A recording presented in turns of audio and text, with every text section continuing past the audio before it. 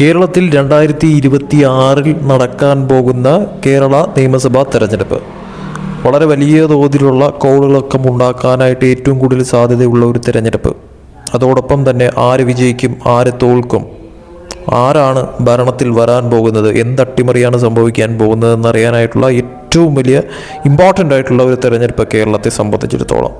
വളരെ വലിയ തോതിൽ തന്നെ ദേശീയ തലത്തിൽ നിന്ന് തന്നെയുള്ള സർവേ റിസൾട്ടുകളൊക്കെ തന്നെ ഇപ്പോൾ പുറത്തു വന്നുകൊണ്ടിരിക്കുന്നു. അതിലേറ്റവും ഇമ്പോർട്ടൻ്റ് ആയിട്ടെന്ന് പറയുന്നത് സി വോട്ടറിൻ്റെ സർവേ റിസൾട്ടുകൾ പുറത്തു വന്നിരിക്കുന്നു. ദേശീയ തലത്തിൽ നിന്ന് തന്നെ പല സർവേ റിസൾട്ടുകളും പുറത്തു വന്നുകൊണ്ടിരിക്കുന്നു.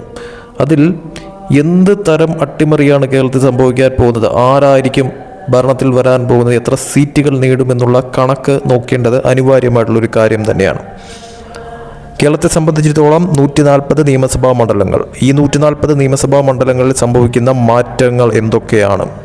തീർച്ചയായിട്ടും സി വോട്ടർ സർവേ റിസൾട്ട് പ്രകാരം കേരളത്തിൽ വലിയൊരു അട്ടിമറി സാധ്യത തന്നെയാണ് നിലനിൽക്കുന്നത് എന്ന് വ്യക്തമാക്കുന്ന തരത്തിലുള്ള സർവേ റിസൾട്ട് തന്നെയാണ് പുറത്തു വന്നിരിക്കുന്നത്. അതിൽ തന്നെ UDF തന്നെയാണ് മേൽക്കൈ ഉണ്ടായിരിക്കുന്നത് എന്നുള്ളതും വ്യക്തമായി മനസ്സിലാക്കാൻ സാധിക്കുന്ന ഒരു കാര്യം തന്നെയാണ്. LDF അടിപതറുമെന്ന് തന്നെയാണ് സർവേ റിസൾട്ട് വ്യക്തമാക്കുന്ന കാര്യമെന്ന് പറയുന്നത്. BJPയെ സംബന്ധിച്ചിടത്തോളം BJPക്ക് സീറ്റുകൾ, അതായത് അക്കൗണ്ട് തുറക്കാൻ സാധിക്കുന്ന തരത്തിലോട്ട് കാര്യങ്ങൾ എത്തുമെന്ന് തന്നെയാണ് സർവേ റിസൾട്ട് നോക്കുമ്പോഴത്തേക്കും മനസ്സിലാവുന്ന ഒരു കാര്യമെന്ന് പറയുന്നത്. അതായത് LDF ഒരു തുടർ ഭരണം, വീണ്ടും മൂന്നാമത് ഒരു ഹാട്രിക് വിജയം ഉണ്ടാവുന്ന തരത്തിലേക്ക് LDF കാര്യങ്ങൾ എളുപ്പമല്ല എന്നുള്ളത് സി വോട്ടർ സർവേ റിസൾട്ട് നോക്കുമ്പോൾ തന്നെ വ്യക്തമാവുന്നു. UDF സംബന്ധിച്ചിടത്തോളം അവർക്ക് മുൻതൂക്കം കാണുന്നു.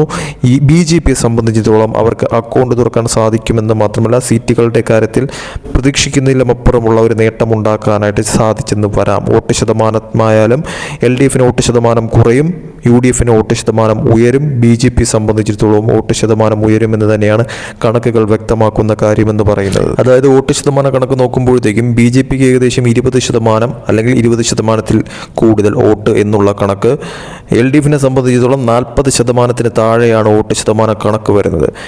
UDF സംബന്ധിച്ചിടത്തോളം 40% മീതെ വോട്ട് ശതമാന കണക്ക് വരുന്നു. അതായത് UDF സംബന്ധിച്ചിടത്തോളം ഒരു മേൽക്കൈ ഉണ്ട് എന്നുള്ളത് വ്യക്തമായി മനസ്സിലാക്കാൻ സാധിക്കുന്ന ഒരു കാര്യം. ഇനി സീറ്റുകളുടെ കാര്യത്തിലേക്ക് വരുമ്പോഴത്തേക്കും തീർച്ചയായിട്ടും വന്നിരിക്കുന്ന സർവേ റിസൾട്ടുകൾ എല്ലാം വച്ച് നോക്കുമ്പോഴത്തേക്കും, അതായത് ദേശീയ സർവേ റിസൾട്ടുകൾ എല്ലാം വച്ച് നോക്കുമ്പോഴത്തേക്കും, സി വോട്ടർ സർവേ ആയാലും മറ്റ് സർവേ റിസൾട്ടുകളെല്ലാം വച്ച് നോക്കുമ്പോഴത്തേക്കും UDF തന്നെയാണ് സീറ്റുകളുടെ കാര്യത്തിലും മുൻതൂക്കം കൊടുത്തിരിക്കുന്നത് എന്നുള്ളത് എടുത്ത് പറയേണ്ടി വരും. അതായത് UDF സംബന്ധിച്ചിടത്തോളം കേരളത്തിൽ ഏകദേശം 80-നും 90-നും ഇടയ്ക്ക് സീറ്റുകൾ പല സർവേ റിസൾട്ടുകളും പറയുന്നുണ്ട് എന്നുള്ളത് വ്യക്തമായി പറയാൻ പറ്റുന്ന ഒരു കാര്യം തന്നെയാണ്. അതേസമയം LDF സംബന്ധിച്ചിടത്തോളം എല്ലാ സർവേ റിസൾട്ടുകളും നോക്കുമ്പോഴത്തേക്കും 40 മുതൽ 55 സീറ്റുകൾ വരെ മാക്സിമം ആ ഒരു തരത്തിൽ മാത്രമാണ് പറയുന്നത്.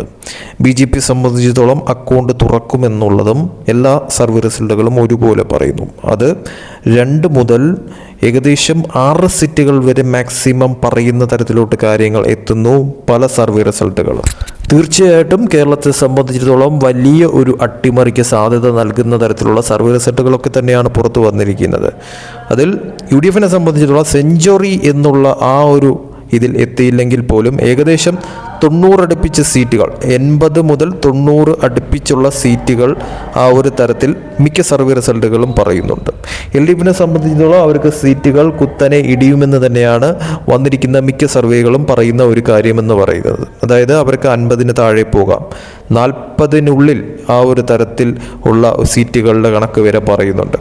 BJPയെ സംബന്ധിച്ചിടത്തോളം അവർക്ക് അക്കൗണ്ട് തുറക്കാൻ സാധിക്കുമെന്നും മാക്സിമം അവർക്ക് 2 മുതൽ 6 സീറ്റുകൾ എന്നുള്ള കണക്ക് പോലും പുറത്തു വന്നിട്ടുണ്ടായിരുന്നു. അതുകൊണ്ട് തന്നെയും തീർച്ചയായിട്ടും വലിയ ഒരു മാറ്റം കേരളത്തിൽ സംഭവിക്കാനായിട്ടുള്ള എല്ലാ സാധ്യതകളും നിലനിൽക്കുന്നുണ്ട്.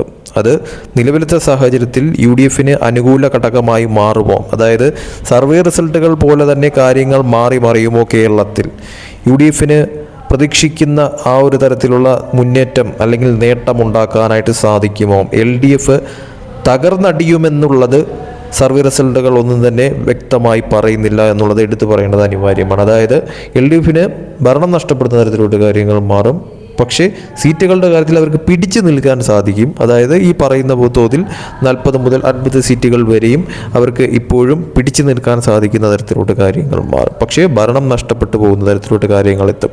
ഒരു തൂക്കസഭ ഒന്നും തന്നെ പറയുന്നില്ല എന്നുള്ളതും വ്യക്തമായി മനസ്സിലാക്കാൻ പറ്റുന്ന കാര്യം തന്നെയാണ്. പക്ഷേ ഈ പറയുന്ന LDFിനെ സംബന്ധിച്ചിടത്തോളം നിലവിൽ കേരളത്തിൽ മാത്രമേ ഭരണമുള്ളൂ. അതുകൊണ്ട് തന്നെയും കേരളത്തിൽ ഭരണം നിലനിർത്തേണ്ടത് അനിവാര്യമായിട്ടുള്ളൊരു കാര്യം തന്നെയാണ്. അതിൽ ഒരു നഷ്ടം സംഭവിക്കുന്ന തരത്തിലോട്ട് കാര്യങ്ങൾ മാറിക്കഴിഞ്ഞാൽ അത് തീർച്ചയായിട്ടും LDFിനെ സംബന്ധിച്ചിടത്തോളം, ഇടതുപക്ഷത്തെ സംബന്ധിച്ചിടത്തോളം കനത്ത പ്രഹരമേൽക്കുന്ന ഒരു കാര്യമായി മാറുമെന്നുള്ളത് 100% ഉറപ്പാണ്. BJP സംബന്ധിച്ചിടത്തോളം അവർക്ക് സീറ്റുകൾ നേടുക, ഒരു മൂന്നാം മുന്നണി ശക്തി പ്രാപിക്കുന്ന തരത്തിലോട്ട് കാര്യങ്ങൾ കേരളത്തിൽ എത്തിക്കുക എന്നുള്ളത് അവരെ സംബന്ധിച്ചിടത്തോളം ഇമ്പോർട്ടൻ്റ് ആയിട്ടുള്ള കാര്യമാണ്. അത് ഏറെക്കുറെ അതുപോലെ വരുന്ന തരത്തിലുള്ള ഒരു സർവേ റിസൾട്ട് തന്നെയാണ് പുറത്ത് വന്നിട്ടുള്ളത് എന്നുള്ളതും എടുത്തു പറയേണ്ടത് അനിവാര്യമായിട്ടുള്ളൊരു കാര്യം തന്നെയാണ്. എന്തായാലും വമ്പൻ അട്ടിമറികൾ സംഭവിക്കാനായിട്ട് സാധ്യതയുണ്ട്. സർവേ റിസൾട്ടുകൾ പോലെ തന്നെയാണോ ജനങ്ങൾ വിധി എഴുതുന്നത്, അതോ അതിനെ അട്ടിമറിച്ചുകൊണ്ടുള്ള ഒരു LDF മുന്നേറ്റം വീണ്ടും മൂന്നാമതുണ്ടാകുമോ, UDFന് അടിപതറുമോ, BJP ലക്ഷ്യം വെച്ച കണക്ക് കാര്യങ്ങൾ എത്തിക്കാൻ സാധിക്കുമോ എന്നുള്ളത് തീർച്ചയായിട്ടും കണ്ടറിയേണ്ടത് അനിവാര്യമായിട്ടുള്ളൊരു കാര്യം തന്നെയാണെന്ന കാര്യം ഉറപ്പാണ്.